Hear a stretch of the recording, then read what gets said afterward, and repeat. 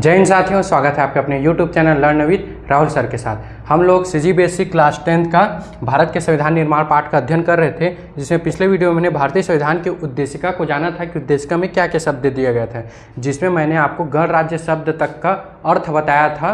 अब आगे हम लोग नेक्स्ट जो वर्ड है उनका अर्थ जानेंगे कि सामाजिक, आर्थिक और राजनैतिक न्याय, इसका मतलब क्या होता है, आखिर प्रेम्बल उद्देशिका में ये शब्द क्यों दिया गया है, इसका अर्थ क्या होता है।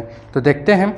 न्याय से तात्पर्य है जिसका जो हक या अधिकार है वह उसे मिले, और अगर कोई व्यक्ति या शासन उसका उल्लंघन करता है तो वह दंडित हो। ठीक है, न्याय का सीधा सीधा अर्थ है किसी का जो हक है उसको दिया जाए।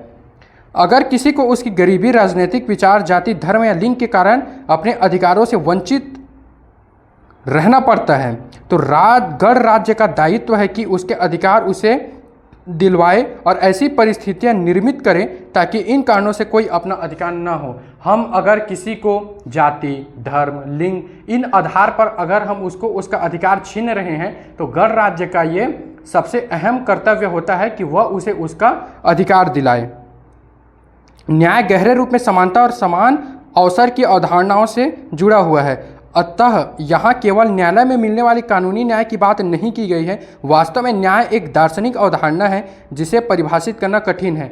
ये बताया जा रहा है कि न्याय सिर्फ जो न्यायालय में मिलता है वही न्याय नहीं है, बल्कि न्याय अपने आप में एक बहुत बड़ा अर्थ है जिसको परिभाषित नहीं किया जा सकता।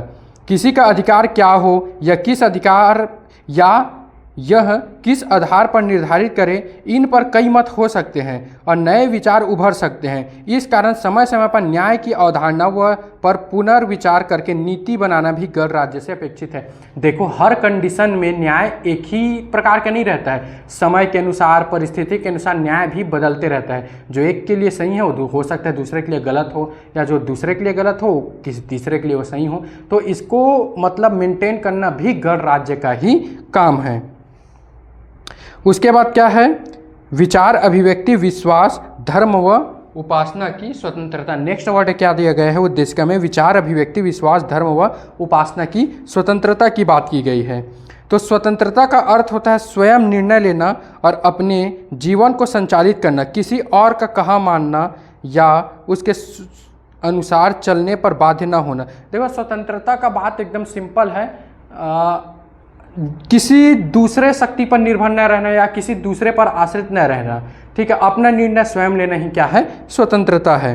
भारत के हर नागरिक को खुद सोचकर अपने विचार बनाने, उनके अनुरूप जीने तथा उन्हें खुलकर दूसरों को बताने की स्वतंत्रता है। उन्हें किसी की बात मानने या न मानने, किसी भी धर्म को मानने या न मानने तथा किसी भी तरीके से उपासना करने या न करने का अधिकार होगा।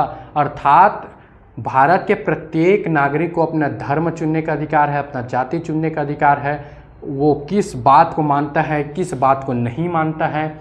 ऐसा स्वतंत्रता भारत के हर एक नागरिक को दिया गया है। नागरिक कैसे, किस तरह अपने विचार को अभिव्यक्त करे और सोचे, अपने विचारों पर किस तरह अमल करे, इस पर कोई अनुचित पाबंदी नहीं है।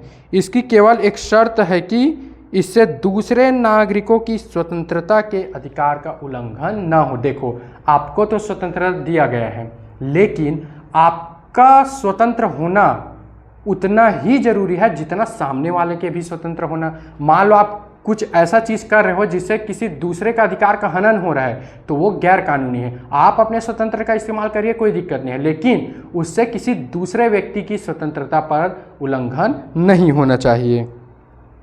न्याय की तरह भी स्वतंत्रता एक दार्शनिक अवधारणा है, इसको भी परिभाषित करना कठिन है। ठीक है, बस इतना ही स्वतंत्रता में बताया गया है। अगला क्या है, प्रतिष्ठा और अवसर की समता। देखो, प्रतिष्ठा और अवसर की समता मैं एकदम बेसिकली आपको सिंपल लाइनों में कुछ बता देता हूँ। मतलब किसी जाति, धर्म का बिना भेदभाव किए सबको समान अधिकार देना।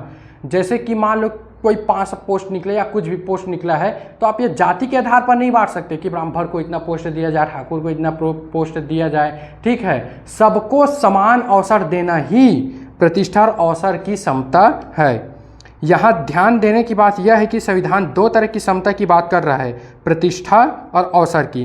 प्रतिष्ठा की समानता भारत में कई मायनों में अत्यधिक महत्वपूर्ण रही है। सदियों से हमारे समाज में पितृसत्ता, जातिवाद और सामंतवाद के चलते हैसियत या प्रतिष्ठा में बहुत असमानता थी। देखो ये आज से लगभग अगर आप पीछे जाओगे 60, 70 या 100 साल पीछे, तो उस समय मतलब जो सर्वोच्च शक्ति जिसके पास होता था वो राजा महाराजा होता था। जिसका प्रतिष्ठा बड़ा है वो व्यक्ति बड़ा हुआ, जिसके पास पैसे कम है वो गरीब हुआ, मतलब उनको हे दृष्टि के देखा जाता था। इसी कारण प्रतिष्ठा की समानता भी बहुत ज़रूरी है। यहाँ तक कि कुछ लोगों को अस्पृश्य भी माना गया है और इस कारण वे अनेक अधिकारों से वंचित रह गए हैं। जो छोटे तबके के लोग हैं उनको अस्पृश्यता की दृष्टि से देखा जाता है, जिसके कारण उनको ऐसे बहुत से अधिकार हैं जो उनको नहीं मिल पाया है। दूसरी ओर समाज में कई श्रेणियां बनी हुई हैं जिनको विशेषाधिकार प्राप्त है। उदाहरण के लिए राज परिवार और उनसे जुड़े लोग एवं उच्च जाति के लोगों को आम लोगों से अलग माना जाता था। इसके अलावा कई ऐसे लोग हैं जो अंग्रेजी शासन के वफादार थे, उन्हें शासन की ओर से विशिष्ट दर्जा प्राप्त हुआ था। देखो ये उस समय की बात है जब लोग मतलब ऊंच नीच का भेदभाव करते थे। इसी कारण प्रतिष्ठा की समता की बात की गई है। अवसर की समता क्या है? अपॉर्चुनिटी, अर्थात आप रंग, जाति, धर्म इन सब में भेदभाव नहीं कर सकते। आपको सभी के लिए समान चीज़ें करना है। ये क्या है? अवसर की समानता। आप धर्म के आधार पर उसको उसके अधिकार से वंचित नहीं रख सकते। अगला क्या है? व्यक्ति की गरिमा और राष्ट्र की एकता और अखंडता सुनिश्चित करने वाली बंधुता। इसमें पहले कई बातें जैसे स्वतंत्रता, समानता व्यक्ति के लिए थी। ये स्वतंत्रता और समानता प्राप्त व्यक्ति आपस में विरोध में न खड़े हो, एक साथ रहे और अपनी सामूहिकता को बनाए रखे। देखो ध्यान से इस पॉइंट को देखना, बोल क्या रहा है? व्यक्ति की गरिमा, राष्ट्र की एकता और अखंडता सुनिश्चित करने वाले बंधुत्व। अर्थात सभी जो भारत के नागरिक हैं उनको एक ही सुई के धागों में पिरोए रखने वाला लाइन है ये, कि उनमें आपस में ही भेद ना हो, आपस में ही लड़ाई ना हो। इसी कारण उनको सब चीज़ का समान अधिकार भी दिया जाए। इसके लिए बंधुता की बात की गई है। हम ऐसा समाज नहीं बनाना चाहते हैं जहां केवल हर व्यक्ति अपनी ही बात सोचे और केवल व्यक्तिवाद को आदर्श बनाए।